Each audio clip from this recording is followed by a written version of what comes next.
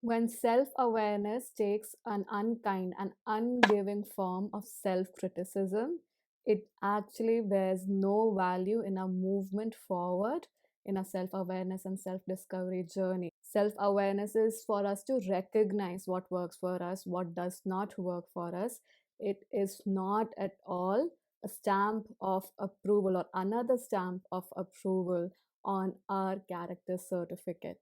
Most of all, self awareness must always stem from and always contain love of all forms, fierce yet gentle. Self awareness should be a journey that adds to who we are, nourishes our soul, and does not take away from it. Self criticism often becomes a weapon that we tend to wield against ourselves, use against ourselves in the pretext of improvement. This is not to deny the value of self awareness and self reflection, which is required so that we can improve, or better yet, recognize what's not working for us and find a new way, find the potential in the outcome when we actualize a new way of being. That is completely fine. But using criticism against ourselves just to become better versions in a negative way or in a way that's almost dictatorial in nature is actually going against our own nature, our own being of love, of kindness, of total and utter allowance.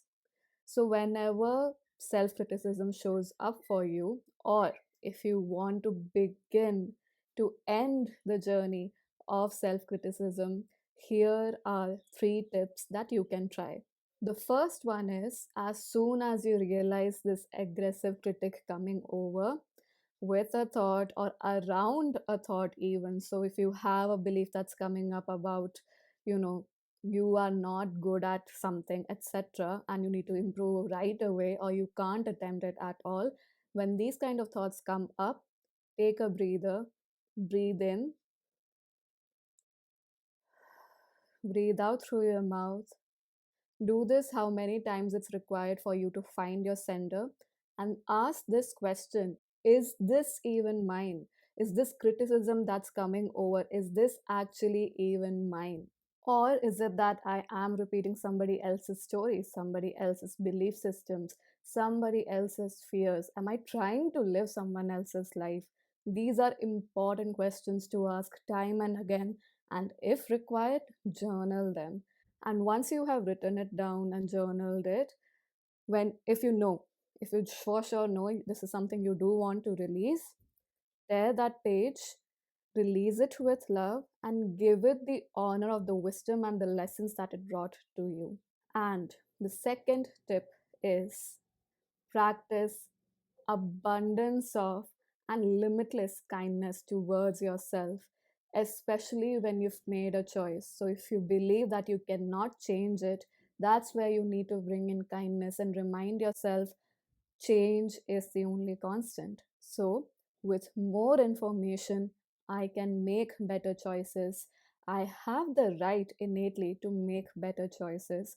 When more information comes in, it's just more clarity that is coming into my life, giving me the support I require to move forward in life, to change the course as and when I require it, to achieve the goals or to achieve that ease and wellness in life that life has to offer me, to achieve that freedom of adventure, the freedom that I'm already born with, which is freedom of thought, and exercising that thought into my life. So practice that kindness. Give yourself the permission to make changes whenever required. No decision has to be the final one.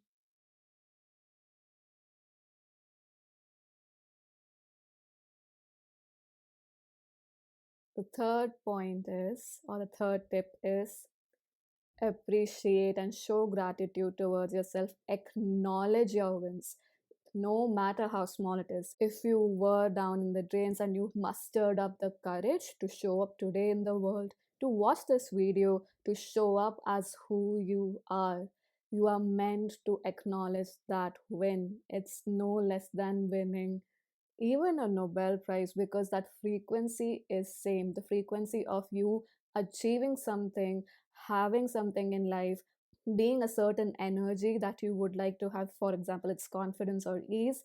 All of them, when you achieve it, what is the emotion? It's joy, it's ease, it's peace, it is almost like knowing.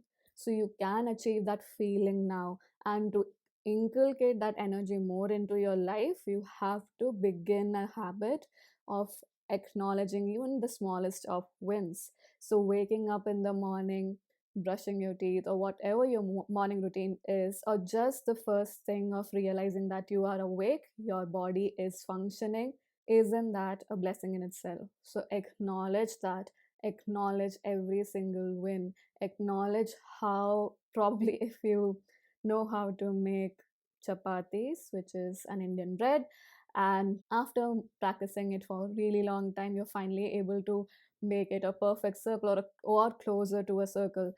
And that in itself could be a fun achievement to acknowledge, because the more we register it in our mind, in our consciousness, how good we are doing, how much of well-being is already present, the more we can invite it.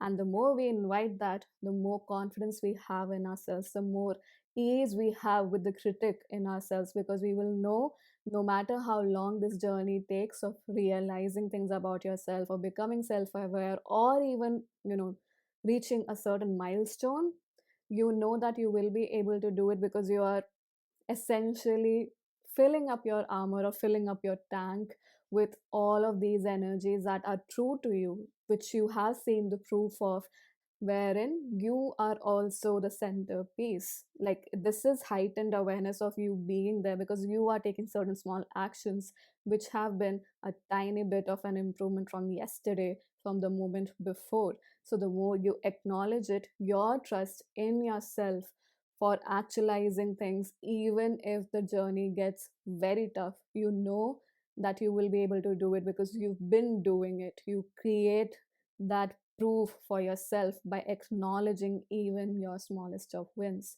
So, that, my friends, are three little yet useful tips that you can apply to end the journey of aggressive, useless, and unkind self criticism. I hope this helps. Thank you for joining.